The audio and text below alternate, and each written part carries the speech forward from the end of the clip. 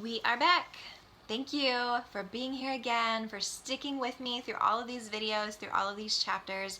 We are in the book of Job. This is his word unveiled, loving what the Lord is doing in me personally through this ministry.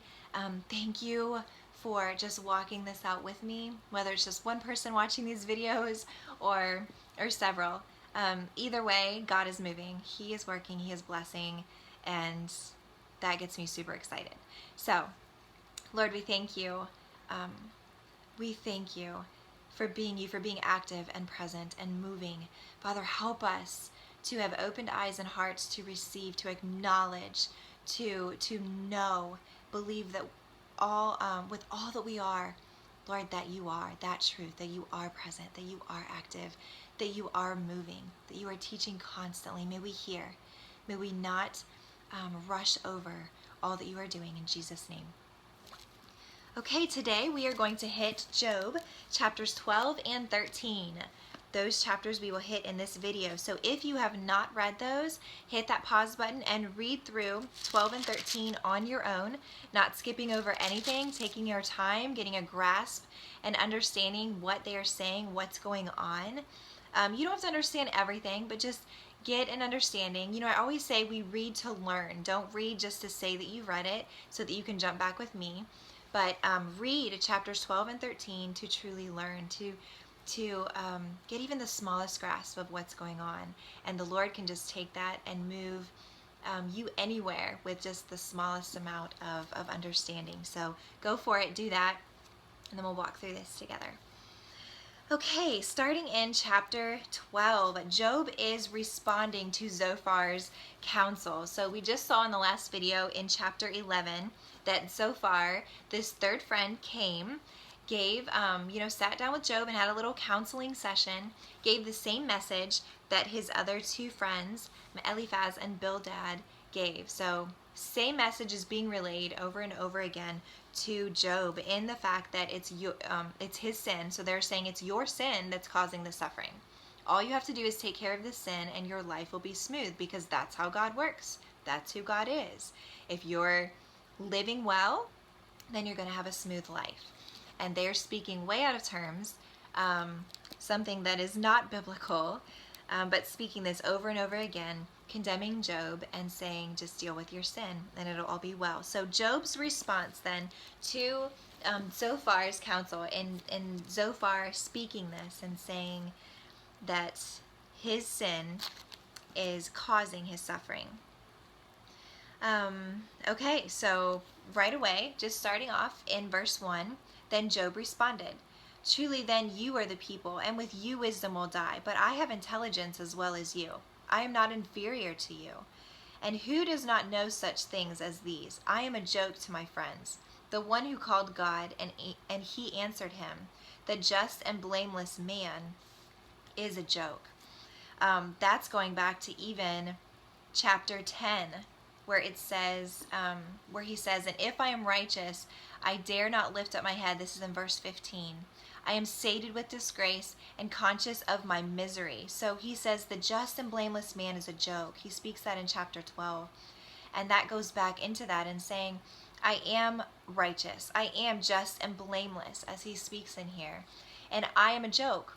I am sated with disgrace, it says. I am in the shameful position of all of these things happening to me, even in my righteousness, even in my justness, even in my guiltlessness. Like he is just saying, now I'm a joke, and you people are just speaking all of this into me that's not legit. You know, I'm just as intelligent as you. You're speaking these words, saying that you know all this, saying that you know I'm a sinful man, saying that this is all I need to do, but I'm just as intelligent as you. He says, I am not inferior to you. Then he goes in and he says, but now ask the beasts, ask the birds of heaven, ask all that is on earth. Who among all these does not know that the hand of the Lord has done this? So he's saying, okay, you're claiming your intelligence, your wisdom. You're saying that this is because of my sin. Well, I'm not inferior to you. I'm just as intelligent as you are. And I'm telling you that this isn't me. This is the hand of the Lord. He says the hand of the Lord has done this. All of these people, all the beasts of the earth know this, and you don't know this. Well, this is what I'm speaking to you. So he's saying that. He goes into, this is really interesting, and this is what I picked up on just this time in my reading through and the Lord revealing this to me. In verses 13 through 25, we see that Job is speaking of God's incredible power. So, reading this the first time, I was like, okay, Job is struggling with this pride and remaining in sin, dwelling, sulking there. And then we see this where he's laying out God's incredible power. Like we see this, okay, I'm not doing so hot with dealing with this suffering, but I'm still being confident in who God is, and almost just this like tension, this back and forth. But with this, I remember being like, oh my word, he is going crazy and speaking the power of God. Like, this is good. Like, this is what we need to do in life, is elevate who God is, elevate his power, elevate, I love this, the whole idea, when I think of how we should pray and how we should communicate with the Lord, I think of, like later on in the Bible, King Jehoshaphat, Hannah's prayer, where we see the way that we should pray. It's so good to vent out our pain and vent out our frustrations, just the agony that we're dealing with. It's so good to do that to the Lord, to get to that growth spiritually, where we're not venting it out to our friends, not venting it out on Facebook, not, when something bad happens, the first person we call is our husband or our best friend or whatever, whoever it may be. That spiritual growth where we move from that to going straight to God being the first one that we go to. But then even then, there's more spiritual growth where we have to go past going to God and complaining about what's just happened or venting out all of our pain. We have to move even past that, where the first thing we do is we go to the Lord. The first thing we speak to the Lord is who God is. Right away, we need to elevate who God is. Father, thank you for being so good. Thank you for what your word shows us and how you provide for your people and how you deliver your people and how you love your people and how you lift your people up and how you pour out blessings when we love you. Lord, thank you for your faithfulness. Thank you for being Jehovah Sabaoth, the Lord of powers, the Lord of hosts. Thank you for being Jehovah Jireh, being the God, our provider. That is how we need to go to God first, because here's what we have a tendency of doing instead of that. We go to him and we say, God, this hurts. This isn't fair. This was done to me. I need help. Show me what to do with this. We go with him with all of this that's within us, causing, even potentially causing bitterness, anger, all this stuff in the flesh. We go to God before we even acknowledge who God is, and we lift up our situation. We lift up our flesh. We lift up what we're feeling. We lift up what we need to be done. We lift up all of this stuff. So this is elevated, and yet we're talking to God, believing that he can handle it, believing whatever. We want to relate to him, not our friends, but we have that lifted up.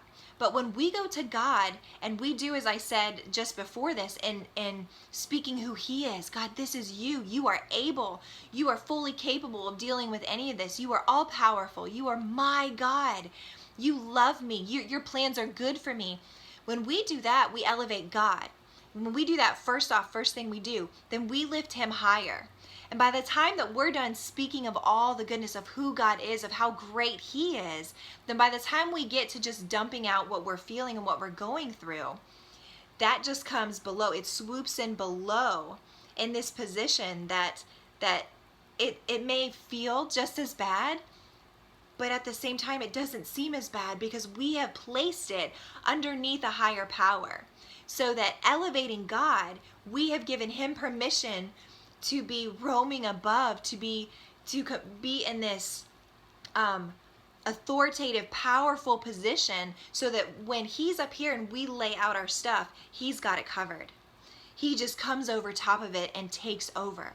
That we have given him that freedom. We have welcomed him. We have given him that invitation to cover our lives, to surround what we're dealing with, to consume, to just saturate, to soak it up and do something with it, instead of saying, okay, here's what it is, here's what I'm going through, here's how I feel, here's what. It's that focus on either our situation, what we're dealing with, or our focus on God. We make our situation and our pain, our suffering, what we're dealing with, great, or we make God great. And by making him great, he is that power that can take care of all that we bring to him after we have elevated him, after we have placed him in his rightful position, after we have chosen to focus on who God is and his greatness and his goodness and his love, his unconditional, steadfast, faithful love. That's huge. And really going to God with that, going to God with a focus of who God is, our focus on the greatness of God, and not on the elevation of what's going on in all this that we can so easily get off track with, and giving that too much power. Yeah, wow, that was a huge lesson that the Lord really showed me and revealed to me, and that's how we need to start off a prayer in everything. It's so, I love it whenever I have prayer for bedtime, and praying with my son Blaze. It's so precious, because we've gone over just the importance of how to pray, and really just making our praises to God and who he is, thanking him before we ask him for anything. And that goes in the same lines of this. It's just so precious seeing him now bow his head, and if he says anything, like, dear Jesus, help us, he stops himself and he makes sure, he says, dear Jesus, thank you for this day, thank you for what you did today, and going into that, praising God first right away before anything, no matter what's going on in our lives. Praising God makes a world of difference. That's what lays a foundation of power, for power to be released when we talk to God, when we are communing with God, when we are worshiping God, when we praise him first before anything else comes out of our mouth. That makes a difference. That makes a huge, huge difference.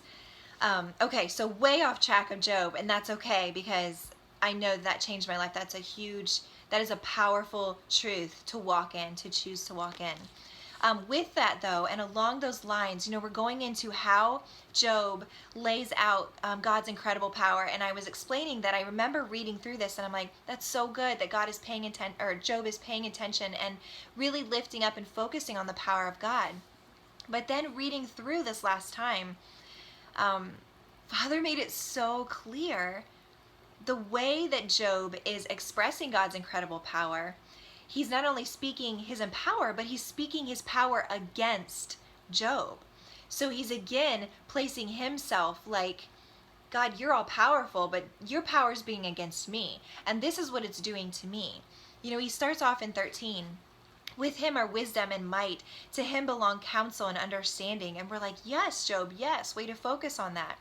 Then he goes in, behold, he tears down and it cannot be rebuilt. He imprisons a man and there can be no release. Behold, he restrains the water and they dry up, and he sends them out and they inundate the earth. With him are strength and sound wisdom. The misled and the misleader belong to him. So we're seeing nothing can stand against God. All of this power, he is who he is. He's all powerful. He has all authority. He's reigning. He's dealing with things. But it's all, I've underlined these things that I've underlined all that Job is describing God's power to be.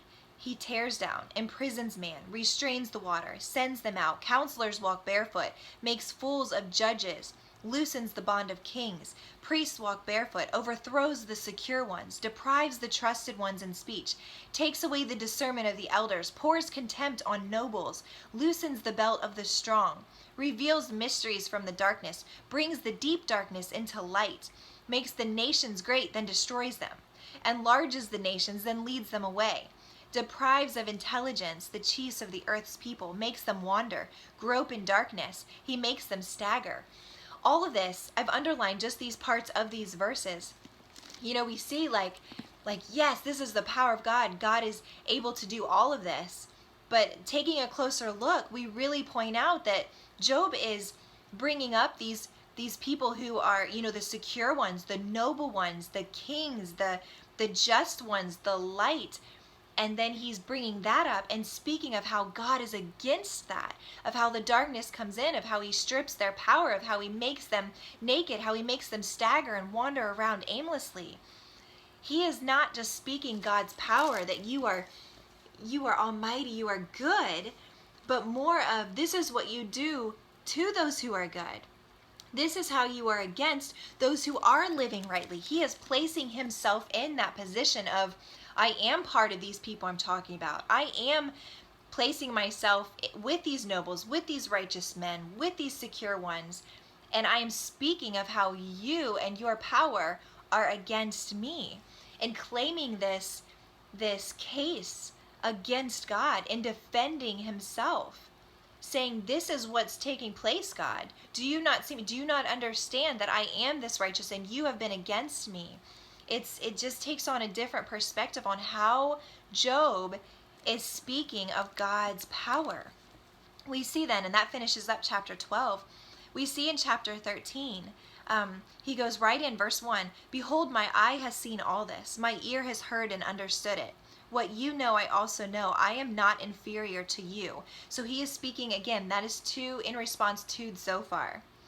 Then he says, but I would speak to the Almighty, and I desire to argue with God. So what he's saying is, look, you can talk and speak all this stuff. I'm not listening to what you're saying. I am calling you out. And in chapter 13, we see that he calls Zophar and his other two friends out in judging their judgments. He is bringing out how they've been condemning, what they've been doing, and how they've been wrong. He is pointing out their faults. He's saying, I don't need to listen to you. I'm not inferior to you. I know just as much as you know. I'm not even dealing with you right now. But then he says in verse 3, but I would speak to the Almighty, and I desire to argue with God. So he's saying, I have no desire to argue with you and these other two so-called friends of mine. You guys are speaking nonsense. You are speaking this condemningness in my life. You are judging, and I'm going to judge your judgments in this. I'm not listening to you. I'm done with you guys, but I'm taking this up with God. That's what he's saying. I'm still defending my case to God. In verse 7, he says, will you speak what is unjust for God and speak what is deceitful for him? Will you show partiality for him? Will you contend for God? Jumping down to verse 10, he will surely reprove you if you secretly show partiality. Will not his majesty terrify you and the dread of him fall on you? So again, he is judging their judgments toward him. And they're saying, you know what? You've taken this place where you're acting like God, and you are taking the place of God and speaking this like you are fending for God. And he's saying, look, God can fend for himself.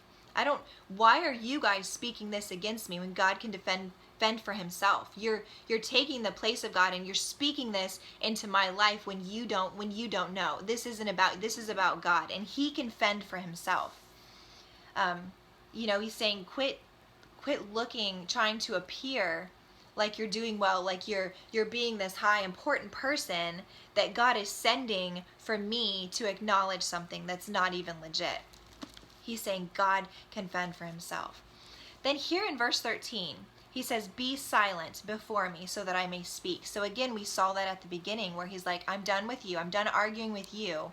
What you are saying is not, it's not doing anything. All you're doing is judging and condemning and speaking things that are not true. You're trying to speak for the Lord, but you're not speaking for him.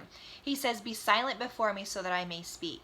Then let come on me what may. So he's saying, okay, I'm going to speak something really important right now. You be quiet, and I'm going to speak this. I'm going to speak this into my own life, and then we'll see what happens. Then he says in verse 15, though he slay me, so he's talking about God, though God slays me, he says, I will hope in him. And I'm like, yes, okay, that is so good. Though he slay me, I will hope in him. So you see this, and again, there's this tension in what I spoke even in chapter 12. It's like, okay, Job is a blameless and upright man, but he is not handling this suffering well. He's not doing it. He's not doing so hot. So he says, though he slay me, I will hope in God. But then he says in the same verse 15, nevertheless, I will argue my ways before him. So he's saying God can do whatever he wants. He can do whatever he wants to me. He can make all this suffering happen in my life because he is God. And I will still hope in him. I will still stand. I will still stand in relationship with God. I know who he is. I know who I am in God. Though he slay me, I will hope in God. Nevertheless, I will argue my ways before him. So he can do whatever he wants, but I'm going to argue my ways. And I'm going to make sure that I'm defending myself and making sure that God knows that this isn't because of sin. Okay, you guys are condemning me. You know, it's like Zophar, Bildad, and Eliphaz, you guys have condemned me and saying this is my sin. I want to make sure that I'm standing and that God knows my defense. That I can defend myself in the presence of God. God can do whatever he wants, and I'm going to hope in him, but I'm going to speak up, and I'm going to complain about this, and I'm going to make sure that God knows, that God gets it, that God gets that this is not me, that this is him against me causing this to happen. Man, we just see that this just back and forth that Job, it's like Job wants to do the right thing. He says, I will hope in him. But then he just continues to be in that suffering. He continues to dwell there. He continues to defend himself and allow that defense of himself to keep him and to keep God from defending him. Oh my goodness, that's convicting. That really just makes you think that I pray that opens your eyes and just takes you, wherever God wants that to go with you, and just speaking personally with you. We see in verse 18, behold, now I have prepared my case. I know that I will be vindicated. So he gets so focused on defending himself and letting his friends know, letting them know that they are wrong. This is nothing to do with them. He'll be, Job's like, I'll be vindicated. I will be vindicated. I'm going to plead my case. I'm going to defend myself before the Lord and let him know this. I'm going to be defended, and you guys are going to be proved wrong. Pointing out, and they have been wrong. But, Job coming right at it and judging their judgments toward him. It's just this back and forth. But, man, you see this. You really do see Job's heart wanting to come out and, I will hope in him, he says. Though he slays me, I will hope in him. But then, nevertheless, I will argue my ways before him.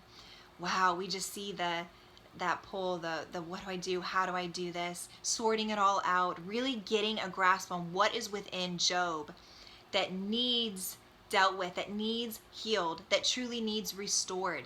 These areas that he can get deeper with the Lord, and we see this whole pull in both directions, and we see just the work of the Lord opening things up and allowing things to start happening, allowing things to start being free, giving space to heal and still to space to just figure out what needs done, what can be done to allow growth to happen. So good. Read through that again. There's so much in that. I have so much just highlighted and underlined in that. So good. So chapters 12 and 13, if you want to read through again, that would be awesome. But join me again next day or on another video. Thank you so much for walking with me. It's getting good. We're moving along. So continue walking with me. Continue just doing this with me. Let's do this together. And that's all I got. Thank you. See you soon.